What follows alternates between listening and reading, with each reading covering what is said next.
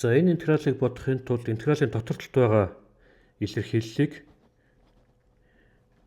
хялбарчлаа. За тэхийн тулд бүр модулийн доторх илэрхийллийн хуваарьт байгаа энийг нь үржигдэхүүн болгон задлаа. X квадратаас хасах нь 9x нэмэх нь 20 гэдэг тооны. За энэ голынхыг болохоор x квадратаас хасах нь 4x хасах нь 5x гэж бичиж болж байна. Энэ орчин буцаж нийлэхээр хасах 9x нь гараад ирнэ. За эхний хоёроос нь x-ийг халднаас гаргах юм бол x-ээс хасах нь 4. Дараагийн хоёроос нь хасах 5-ыг халднаас гаргах юм бол x-ээс хасах нь 4 болно. За тэгээ x-ээс хасах нь 4-ийг нь халднаас гаргачих юм бол хоёуланд нь x-ээс хасах нь 4 байгаа учраас x-ээс хасах нь 5 болж өршөлтгөн болон задарна. За тэгэхээр бид нэр дотор талд байгаа илэрхийлэл дээрээ өөрөөр хэлбэл хасах 4x нэмэх нь 19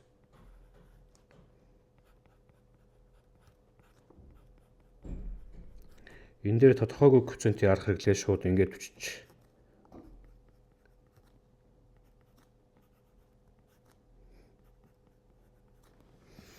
За ийм байх А, Б гэсэн хоёр тоог олъё гэж.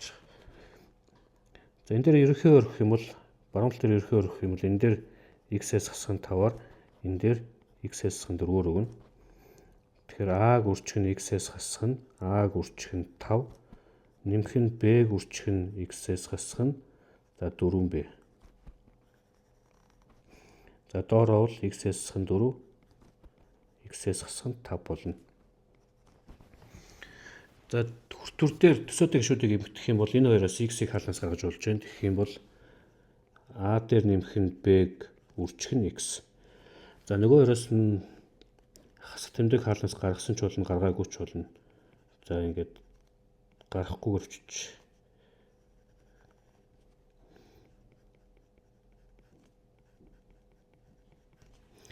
За ингээд харангуут энд байгаа илэрхийлэл энэ илэрхийлэлтэй x-ээс хамаарахгүйгээр өргөж тэнцүү байна. X-ийн оронд ямар ч тоо оруулсан тэнцүү байна. Тэрний үг гэсэн үг вэ гэхээр за мэдээж хуваарууд нь хоорондоо тэнцүү байгаа учраас хүртүүрүүд нь хоорондоо тэнцүү байна. Хүртүүрүүд нь өргөж тэнцүү байхын тулд коэффициентүүд нь хоорондоо тэнцүү байх хэрэгтэй болдог. Өөрөөр хэлбэл x-ийн өмнө байгаа энэ хасах 4 гэдэг тоон энэний x-ийн өмнө байгаа a дээр нэмэх нь b-тэй тэнцүү байх хэрэгтэй. X-гүй байгаа сул гишүүн энэ 19 нь энэтэй тэнцүү байх хэрэгтэй. За энийгээ бичих юм бол A дээр нэмэх нь B нь хасах 4-тэй тэнцүү. Хасах 5A хасах нь 4B гэдэг юм нь 19-тэй тэнцүү болно. За энэ систем төслийг бодох шаардлагатай. За систем төслийг бол нэмэх аргаарч бодож болно.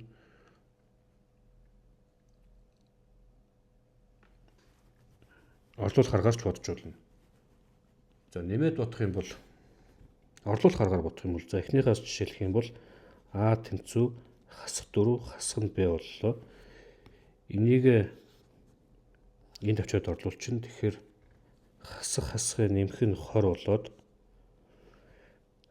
дахиад хасахыг нэмэх нь 5Б хасах нь 4Б тэнцүү 19 гэдгээс би энэ хасах 1 гэж гарах юм байна. За хасах 1-ийг буцаагаад эндээ авчиад орлуулчих юм бол А хасах 3 гэж гарч ирнэ. Өөрөөр хэлэх юм бол энэний оронд хасах 3-ыг тавих нь энэний оронд хасах 1-ийг тавих нь гэсэн үг. Тэгэхээр манай бодлого маань юу болж байна гэхлээр за интеграл хэвээрээ байгаа. Интегралийн дотор талд энэ байх хэвээр.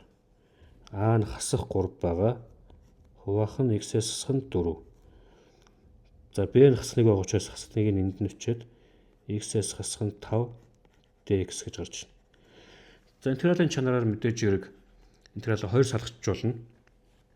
За эндээс үргэлжлүүлээ. За тэгээд хасах 3-ыг шууд интегралын урт талд гаргаад авчих юм бол ийм болно. dx. За нөгөөх нь болохоор хасах тэмдгийн дахиад интегралын урт талд гаргаад